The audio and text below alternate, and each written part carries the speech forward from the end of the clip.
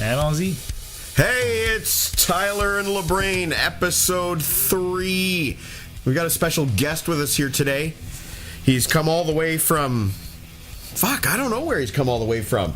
All I know is that I can barely understand him when he talks. The one French guy that's not a Hab fan. Hi, I'm Seb from Yukon. He's actually from Yukon, and you can tell by his accent. Say something... Où est la poutine? There you go. For those who don't know what that means, it means, where is the poutine? Poutine is a Canadian delicacy, French fries and gravy. And cheese. The poor man's Avec bière. meal. The poor man's meal. Anyway, Sebastian's here with us today because A, we're using his equipment, and B, Merci. Merci. We thought it would be fun because he owns his own recording studio, and he knows quite a lot about rock and roll and the process of making it, because he's made a lot of it in his time as well. So we thought it'd be fun to bring him in on in a audio three-way. Thanks for having me. Thank you. Oh no, thanks. I'm honored. Thanks for having us and all this wonderful equipment. I wanted to Thanks, man. I wanted to start with something current. I don't know if you guys have seen it, but I'm certainly assuming you have. You like my vest, by the way? It's very monster truck. I want to hug you. You see the t-shirt I'm wearing? Buddy guy. Buddy. He's wearing a Buddy Guy t-shirt with a With a vest. vest. Anyway, as you were saying. I want to talk about the Star Wars trailer, The Force Awakens. Have you guys seen it? I have not. Yes. Okay, I so we have. have one who has and one who can't contribute to the conversation at all. Thoughts? I can't wait for something more. It just seems slow. I don't know. It was almost like trying to get into a book that takes a while to get into. You know, like you're intrigued. You're just not good.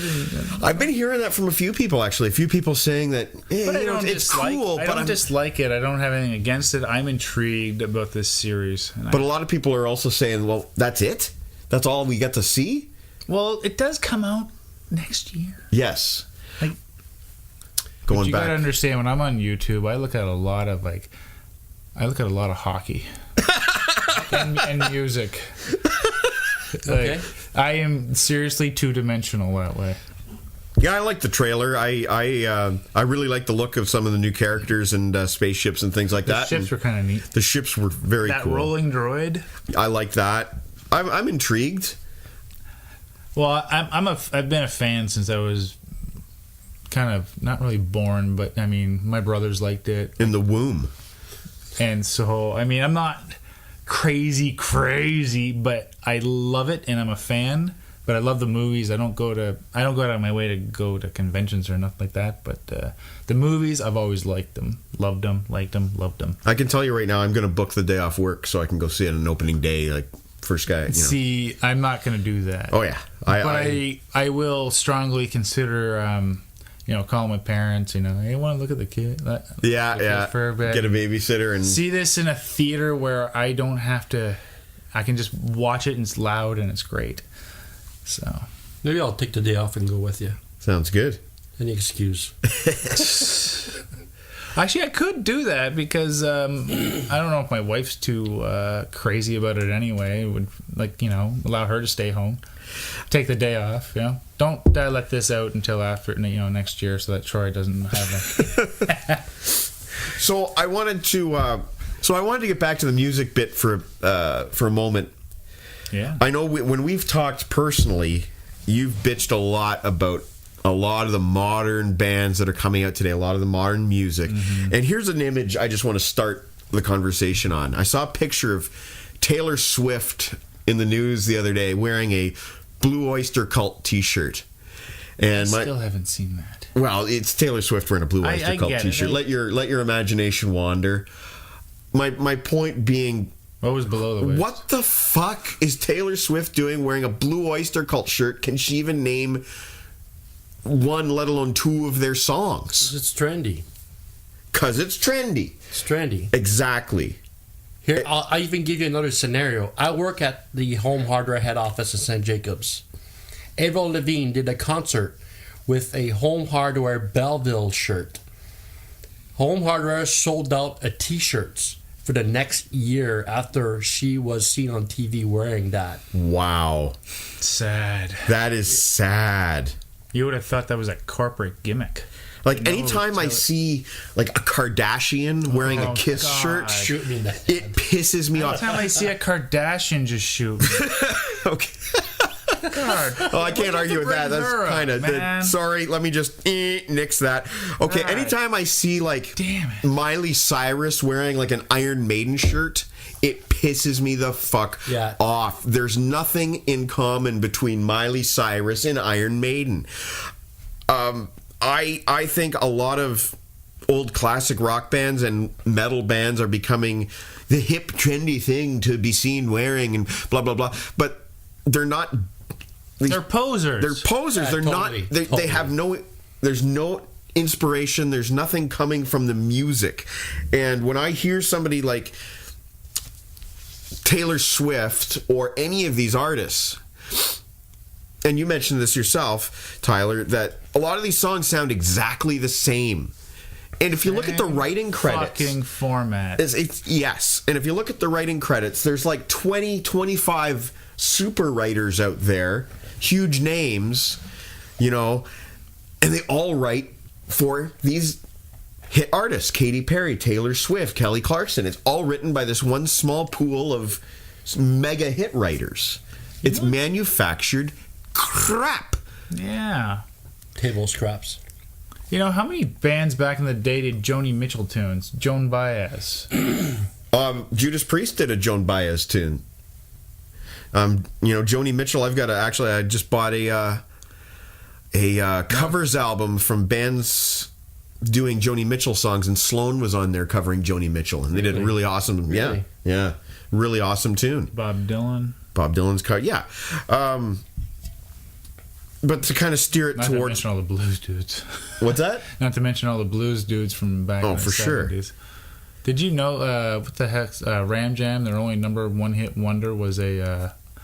Black Betty, Wham-a-lam. Yeah, but... now I forget the guy that... Sonny Boy Williamson, I think it was. Or Lead Belly. Yeah, Lead Belly wrote that tune. No, I had no idea. 1930s dude. No, I had no idea. Yeah. I've never really... I mean, I know the song. I've never paid any attention to it. Did you ever wonder, and do you guys love Dylan? I don't love Dylan. I like had a Dylan. phase. I always wonder still how the love him. fuck... Can I swear? Yep. Fuck yeah. Okay.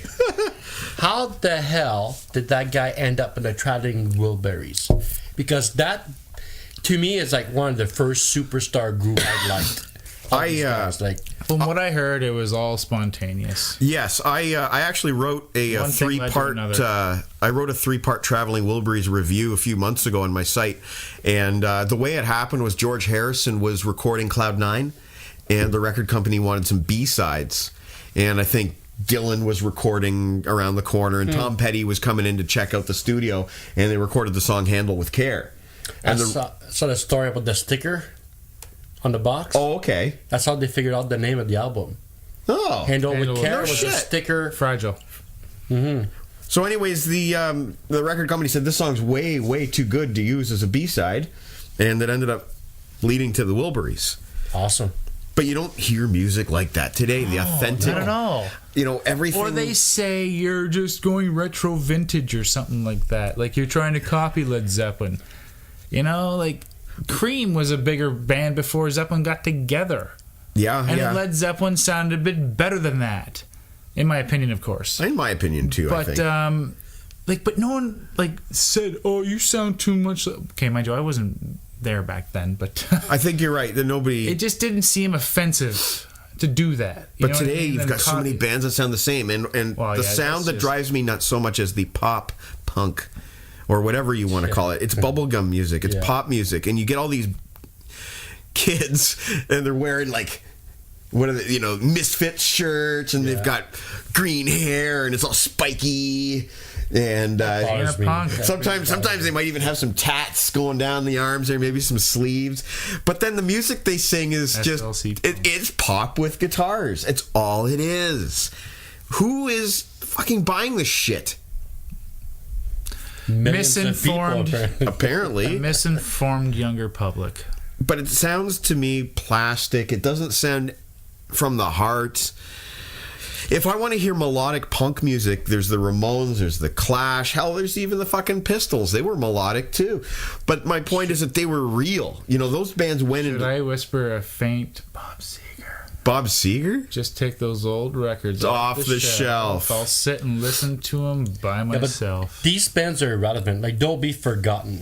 They will be, Like, but that's you know, the the bands that problem. we talked about, There's like- no, like... When I think rock and roll, I think, like, pure plus tradition. If you copy another band's sound as you're young and you come rising up, you develop, like, look at Rush. You develop your own sound. Yeah. Look at Rush. They were get accused... criticized of, like, more than just Zeppelin. Yeah. But that was one of That's their where I was bands. going with but it. then look at what they became. Now they became more progressive, but a lot of bands, like, they wanted them to be like Bad Company, you know, like. Even a they band just- like Black Sabbath, when they came out, people were saying, "Oh, they're just playing the blues heavy, like Led Yeah. Zeppelin does." It's just it's the same. But then, of course, Black Sabbath evolved; they turned it to their own thing. But and they kept it rock and roll. They kept it rock and roll. To me, I don't give a fuck what kind of music you're playing, but I don't want to hear it played by a computer. I want to hear it played by people with fingers on instruments. You need blood, sweat, That and brings tears. another question. Why does it take a year or two to make an album? That might be a question for our record producer over here. But let's save that for next time. I think I'm fucking ready to pack her in and call her a night. I just wanted to say I'm really excited about the Star Wars trailer coming out, even though Sebastien hasn't seen it yet.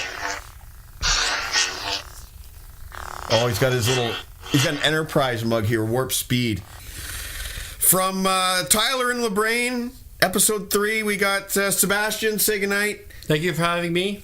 We got Tyler, say goodnight. Au revoir, bonne nuit. And this is LeBrain saying bonne nuit. Bonne nuit. I don't know what that was. That what Yeah, he said? good night. Good evening, yeah. That's good. Bonne nuit. Bonne nuit and eat poutines, Carlos. Tabarnak. French fries and gravy, sir.